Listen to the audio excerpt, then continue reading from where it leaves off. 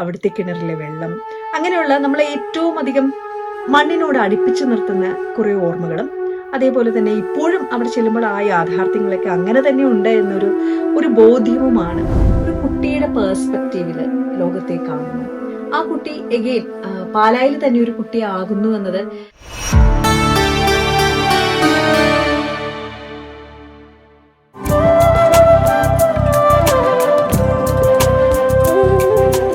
നമസ്കാരം, ഞാൻ ആൻ പാലി.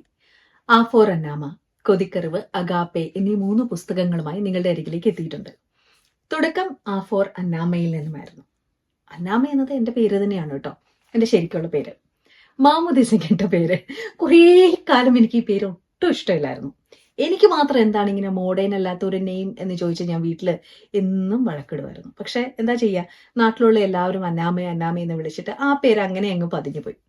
പിന്നീട് ടെലിവിഷനിൽ പരിപാടി അവതരിപ്പിച്ചു തുടങ്ങുന്ന സമയത്ത് നല്ല മലയാളം സംസാരിക്കണമെന്നുള്ള ആഗ്രഹത്തിൽ മുഴുവൻ പാലാ ഭാഷ അങ്ങ് മാറ്റി നിർത്തി ഏറ്റവും നല്ല അച്ചടി ഭാഷ സംസാരിക്കാൻ ഒരുപാട് ശ്രമിക്കുമായിരുന്നു.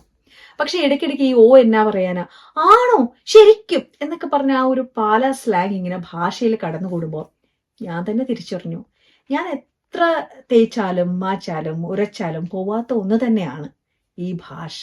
അവിടെയുള്ള മനുഷ്യർ, അവരെനിക്ക് തന്ന പൈതൃകം, ആ നാട്ടിൽ വളർന്നു വന്നിട്ടുള്ള കുറെ അനുഭവങ്ങൾ, അതിലൂടെ നമ്മൾ ആർജിച്ചെടുത്ത ജീവിതത്തെക്കുറിച്ചുള്ള വ്യക്തമായ കാഴ്ചപ്പാടുകൾ, ഇതെല്ലാം എന്ന് അങ്ങനെ ഒരു പാലാക്കാരിയാണ് ഞാൻ എന്ന സ്വത്വബോധം എവിടെയോ തുടങ്ങിയ ഒരു 30കളുടെ തുടക്കത്തിലോ മറ്റോ ആയിരിക്കും ഫേസ്ബുക്കിൽ ഇതിനെക്കുറിച്ച് എഴുതാൻ തുടങ്ങിയതും, ഒരു പാലാക്കാരിയുടെ കാഴ്ചപ്പാടിൽ ജീവിതം ഇങ്ങനെ ഒരു 360 ഡിഗ്രിയിൽ കാണാൻ തുടങ്ങിയതും, അതേക്കുറിച്ച് വാക്കുകളായി പല പല കുറിപ്പുകളായി ഒക്കെ ചേർന്ന് നിൽക്കുന്ന ഇത്തരം ചിന്തകളെയെല്ലാം ഒരു 25 കുറിപ്പുകൾ ചേർത്ത് വെച്ചുകൊണ്ട് ആ ഫോർ അന്നാമ എന്ന പുസ്തകമാക്കുന്നതും.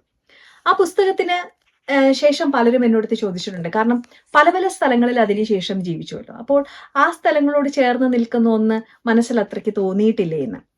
സത്യത്തിൽ തോന്നിയിട്ടുണ്ട്. ഓരോ സ്ഥലങ്ങളിലും ഓരോ കാലഘട്ടത്തിലും അവിടെ കാണുന്ന വ്യത്യസ്തരായ മനുഷ്യരും ഒക്കെ നമ്മുടെ ജീവിതത്തെ സ്വാധീനിക്കാറുണ്ട്. പക്ഷെ ഏറ്റവും മനുഷ്യർക്ക് കംഫർട്ടബിൾ ആയിട്ടുള്ള, ഏറ്റവും നമ്മൾ മാത്രമായിരിക്കുന്ന, മറ്റൊന്നിനെ കുറിച്ചിട്ടും യാതൊരു വിധ ആകുലതകളും ഇല്ലാതെ ഇരിക്കുന്ന ഒരിടം എന്ന് പറയുന്നത് പലപ്പോഴും പാലായായിരിക്കും.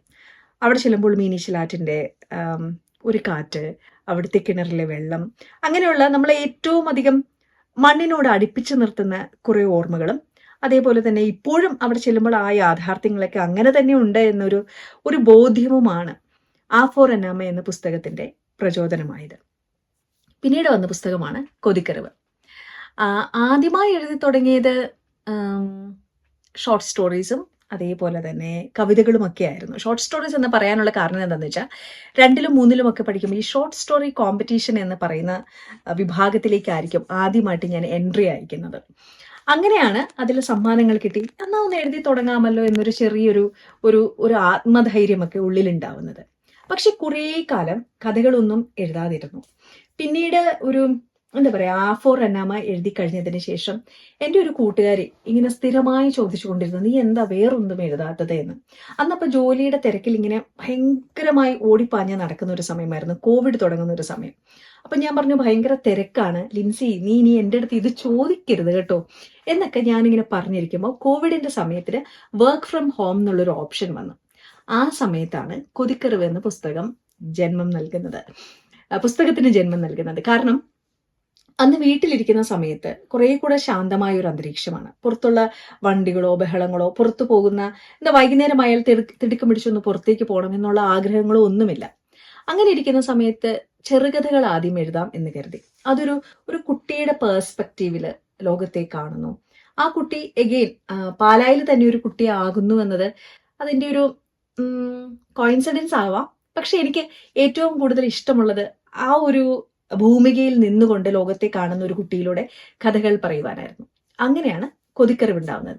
പിന്നെ അവസാനം വന്ന പുസ്തകമാണ് അഗാപ്പെ. അതിന്റെ ഭൂമിക ലണ്ടനാണ്. അത് സൗഹൃദങ്ങളുടെയും ഇവിടേക്കുള്ള മനുഷ്യന്റെ പറിച്ചു നടപ്പെടലിന്റെയും ഒക്കെ കഥകളാണ്. അതെല്ലാം ചേർത്ത് വെച്ചുകൊണ്ട് അഗാപ്പെ എന്ന ഒരു നോവലും ഇപ്പോൾ വന്നിട്ടുണ്ട്. ഇങ്ങനെയൊക്കെയാണ് എഴുത്തിന്റെ സാധാരണഗതിയിലുള്ള ഒരു പോക്ക്.